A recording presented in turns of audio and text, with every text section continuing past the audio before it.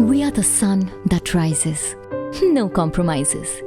For us, healthy is not just a trend. It is our weekday. It is our weekend. But health at the cost of taste? A question rises. Not for us, for we make no compromises. The India of today makes no compromises on health or taste. And that is why it chooses US cranberries. US cranberries, the taste of health. Hi everyone, I'm Namita and you are watching me on FitTug. In today's session, we are going to work on yoga for upper body strength, and we are going to begin first by building some awareness of the shoulder joint and strengthening it, preparing it for the practice. So come join me on the mat in a tabletop position. Navel pulled in strong, and as you inhale, I want you to draw your shoulder blades together without bending the elbows, bringing the chest or your sternum closer towards the ground. Now as you exhale, press the ground away, rounding the shoulders, separating, creating space between the shoulder blades. Let's keep going like this. Inhale, sink the chest low. And exhale, press the ground away. Continue doing this, and while you're doing this, try to be mindful. Are you getting the movement from your shoulder or from somewhere else? Because it also happens that in order to create this sensation of coming closer towards the ground, we start arching the lower back like this. So then the position becomes something like this. But I want you to have full control of the lower body and continue moving exclusively from the shoulders. Let's do one more. Press the ground away and then come to neutral. From here, let's come to sit in Vajrasana. And let's elevate and depress the shoulder blades. So bringing the shoulders all the way up to the ears and then down, pressing them away, creating space between the neck and the shoulder. Let's continue doing this. Raising the shoulders all the way up and down. So you understand how mobile this joint is, and that when we talk about upper body strength, we really want stability in this joint to prevent injuries, to help prepare it to bear weight more than it is used to when we come into our yoga practices or arm balances. All right. Let's be done with that and combine the two moves together into full shoulder circles, up, forward, back, down, like that. Traditional moves, but very, very effective in preparing the joint for all the practices that we are going to do. More importantly, to help you become aware just how your shoulder joint works. All right, let's now reverse the direction. Couple more movements here.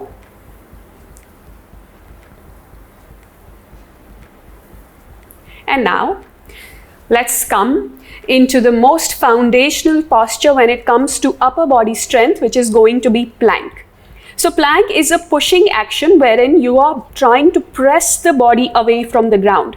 So to give you an idea, let's say this is where I am. I press the body away, again creating space between the ground and my shoulder blades. So you should join me now, holding on to your plank, creating that rounding action in the shoulders that we practiced earlier on in scapular push-ups. So not like this, but like this. Avoiding this position and going for this position instead. Stay there for a couple more moments, and I'm going to quickly show you a variation for those of you who may struggle with planks because of the wrist. So for that, you need two yoga blocks. Grab hold of the yoga blocks like this with your thumb on the longer edge of the block and the rest of your fingers either on the shorter edge, and little finger can be on the opposite side. So you are gripping the block, grip the block, and this will allow you to hold your plank a little bit longer. All right, one more breath. Inhale and then exhale slowly. Bring the knees down. If you're using blocks, keep them away and sit back in Vajrasana again. What we're now going to do is little shoulder circles. So small circles, and I'm going to turn to face the camera. Keep moving the hands in tiny circles in one direction. This is going to start creating some heat around the shoulder joint, and that's what we want. Now let's reverse. Same tiny circles, nothing really big. In the other direction, keep moving. Little bit more, just a little bit longer. Now let's come back to the other direction, but make the circles a little bit wider now. Let's just do 5, 4, 3, 2, 1. Excellent. Reversing the direction. 4, couple more, and then 5 more. 4, 3, 2, 1. Release the hands, shake the hands out, shake the wrists out, shake the shoulders out if you need to.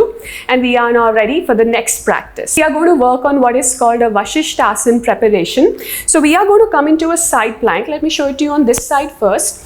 So first coming into tabletop, then sliding the right leg out, left leg straight, coming into side plank here. Hold it here. Getting used to being in this position, check in with the right shoulder. Often what we tend to do is we bring the shoulder over the wrist, which increases the pressure on the wrist joint. And if you're just starting out in your journey, then avoid that. It's okay to have your shoulder a little bit ahead of the wrist. When this becomes comfortable for you, you can take your leg out, come into a crisscross shape with your feet, and come into this version of side plank. And hold for 5, 4, 3. Keep pressing the hips. Instead of being here, keep pressing them up towards the sky. 2,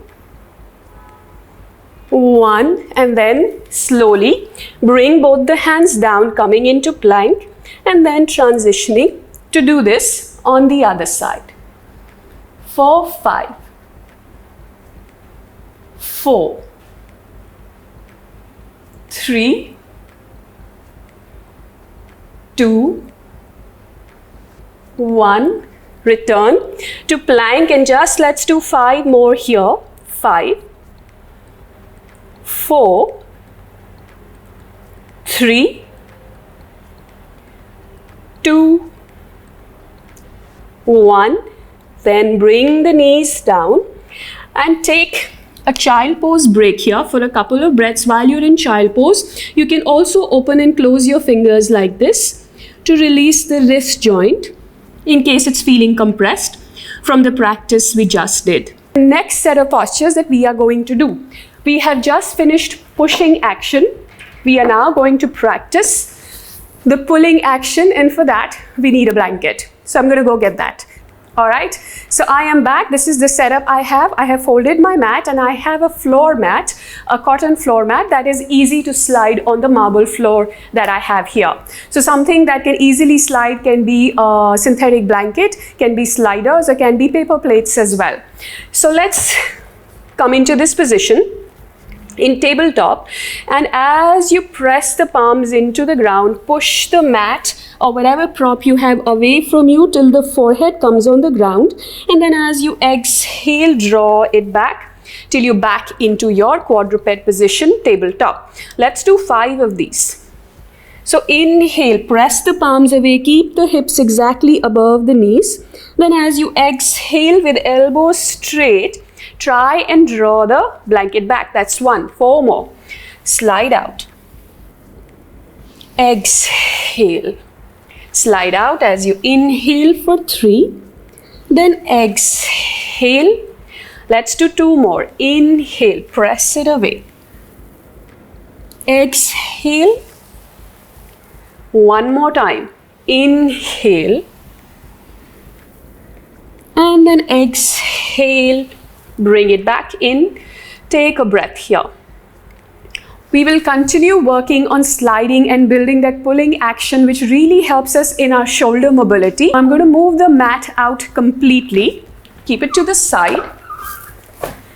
And we are going to come into Sphinx position or Salamba Bhujangasana here with the blanket underneath the hips right now. So this is Sphinx position. You can have your knees bent or you can have your legs straight. What we're going to do is press the palms in front of us, and as you exhale, slide forward. And then again, bring the palms ahead and slide forward. Then we continue doing that till we reach the end of the room. So press actively, engage, and draw yourself forward. And then let's push back till we come back to the starting point for our practice. And make sure there's nothing around you to interrupt the flow. Let's just do one more round, and you can always practice this on your own at home as well.